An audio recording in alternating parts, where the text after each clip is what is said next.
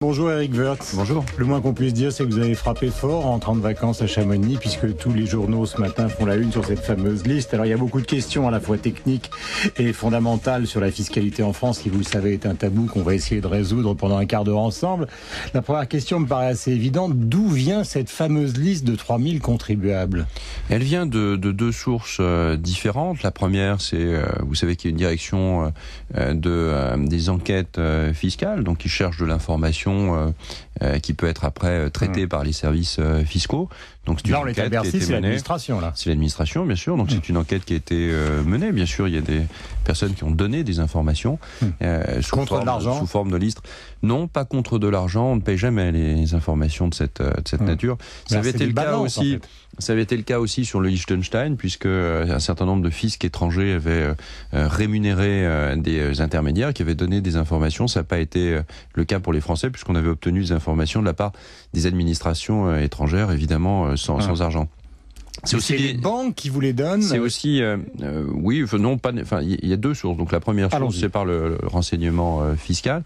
Donc on ne paye pas et c'est pas anonyme, c'est-à-dire qu'on sait qui donne l'information, c'est pas quelque chose d'anonyme. Et puis deuxième point, par des banques elles-mêmes, dans le cadre de contrôles fiscaux, des banques elles-mêmes qui ont donné. Des banques françaises ou des banques suisses dans le C'est des banques françaises, c'est-à-dire des banques établies en France. Ça ne veut pas dire qu'elles sont d'origine française. Ouais. Je ne donne pas le nom des banques.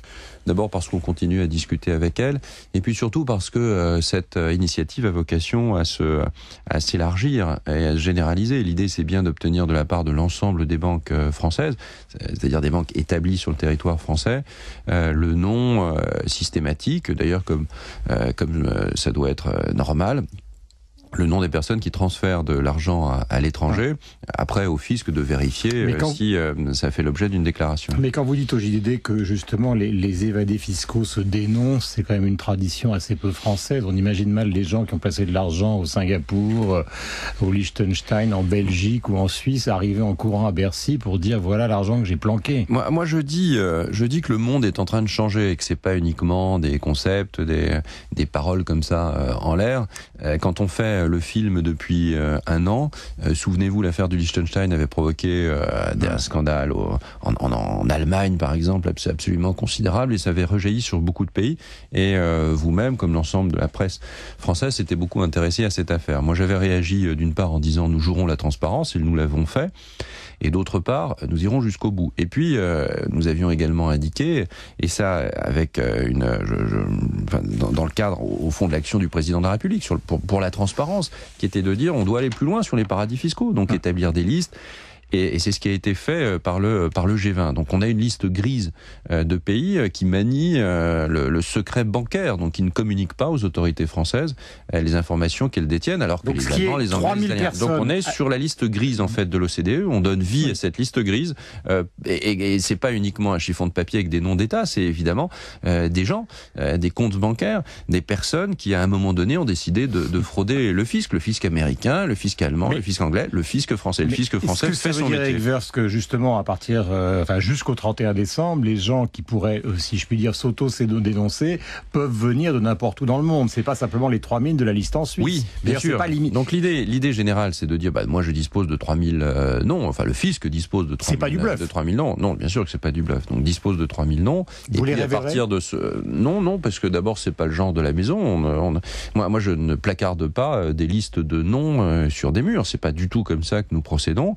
Nous le disons en toute transparence. Le président de la République demande une transparence dans le domaine financier et le fait systématiquement en prenant beaucoup d'initiatives nationales ou internationales. Il est naturel que l'administration, lorsqu'elle dispose d'informations, manie la même transparence. Donc je dis voilà, je dispose de cela, je laisse une chance d'une certaine façon aux personnes qui sont dans cette situation, qui ont donc un compte bancaire dans un paradis fiscal ou dans un pays à secret bancaire, c'est-à-dire dans un pays qui est encore dans cette liste grise de l'OCDE, et je leur dis, il y a une cellule de régularisation qui va vous permettre de régulariser votre situation vis-à-vis des autorités fiscales françaises. C'est comme ça que nous procédons. Évidemment, on a vocation à aller beaucoup plus loin que cette liste, c'est-à-dire à embrasser l'ensemble des personnes, l'ensemble des contribuables français qui ont ouvert des comptes de façon illégale dans des pays qui sont sur cette liste grise de l'OCDE. Ce qui veut dire, Eric Woerth, que concernant la Suisse, par exemple, vous considérez qu'il y a quand même beaucoup plus de Français que 3000 qui ont des comptes en Suisse. Oui, c'est une destination traditionnelle. Depuis le contrôle d'échange du général de Gaulle, c'est une grande partie de la bourgeoisie française est partie du côté du Servin. Ou pas bourgeoisie, enfin, je ne veux pas pointer du doigt telle ou telle catégorie de population, mais c'est une destination traditionnelle de l'évasion fiscale. C'est pas la seule. Le Luxembourg en est une, la Belgique a pu en être une, d'autres pays le sont. Simplement, les choses ont changé avec tous ces pays. C'est que nous sommes en train de signer dans le droit fil des conclusions du G20 de Londres, nous sommes en train de signer des conventions fiscales qui autorisent l'échange d'informations entre les administrations fiscales, ce qui n'était pas possible auparavant. Quand on s'adressait à l'administration suisse, au fond, elle opposait le secret bancaire, et puis les choses s'arrêtaient. Christine Lagarde a signé il y a 2 ou 3 jours une convention avec la Suisse. J'étais moi-même allé au mois de juin. Il faut maintenant que ça entre dans le droit interne de ces pays, et nous pourrons, à ce moment-là, le fisc français pourra s'adresser au fisc suisse pour leur dire « Donnez-moi des informations sur le compte bancaire de monsieur Untel dans le cadre d'un contrôle fiscal français ». Et de la même manière, le fisc suisse pourra interroger le fisc français, d'ailleurs ce qu'il pouvait déjà faire.